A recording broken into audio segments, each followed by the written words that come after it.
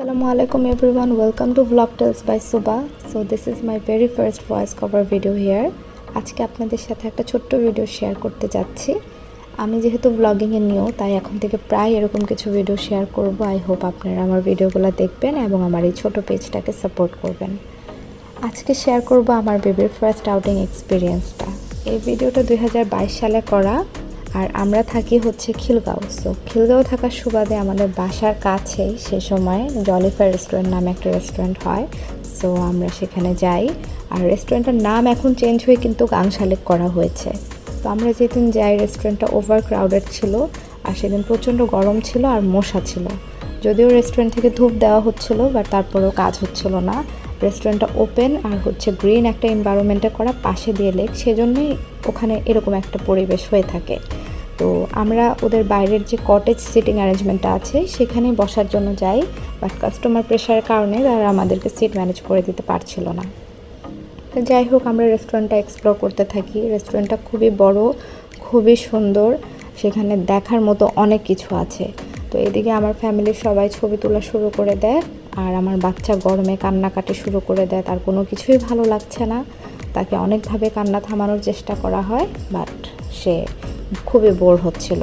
তো এরপরে আমার বাবা ওকে নিয়ে কিডস জোনে চলে যায়। আপনারা দেখতেই পাচ্ছেন, এটা কিন্তু রেস্টুরেন্টেরই কিডস জোন। সেখানে অনেক রকম বাচ্চাদের খেলার অ্যারেঞ্জমেন্ট আছে। আমার বেবি সুইংটা খুবই এনজয় করে, তো আমার বাবা ওকেও সেখানেই বসালো। সে সেখানে বসে অনেকক্ষণ ছিল। আমার বাবা তার নাতিকে নিয়ে অনেক বেশি এনজয় করেছে সেদিন। তো এরপরে কটেজের যে সিটিং অ্যারেঞ্জমেন্ট আছে সেটা আমরা পেয়ে যাই, বাট মশা আর গরমের কারণে আমরা সেখানে বসি না।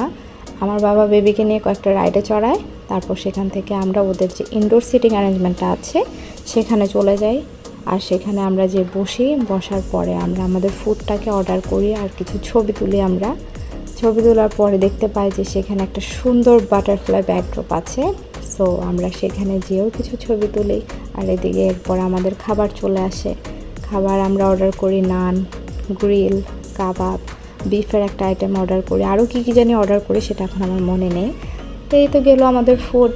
এদিকে বাবু ঘুমে থাকার কারণে আর কোনো ঝামেলা হয়নি, আর আমরা ফুডটা খুবই এনজয় করেছি। ওদের ফুড খুবই ভালো ছিল। তারপর খাওয়া দাওয়া শেষ করে আমরা আবার বাইরে যাই। বাইরে ওদের ডেকোরেশনস দেন লাইটিং সেট আপটা দেখলাম।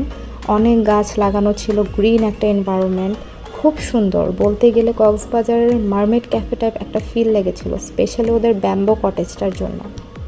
তো আমরা বাইরে আরও কিছু ছবি তুলি। তারপর সেখান থেকে আমরা দেখতে পাই একটা পানির ফোয়ারা প্লাস অ্যাকোরিয়াম, এবং সেখানে অনেক ফিশেস ছিল, লাইট সেট আপ করা ছিল। অ্যাকোরিয়ামটা দেখতে খুবই সুন্দর লাগছিল।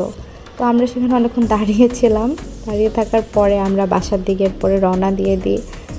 আর এই তো সবাইকে অনুরোধ করবো একবার হলেও সেখানে যাবেন। জায়গাটা আসলেও দেখার মতো সুন্দর।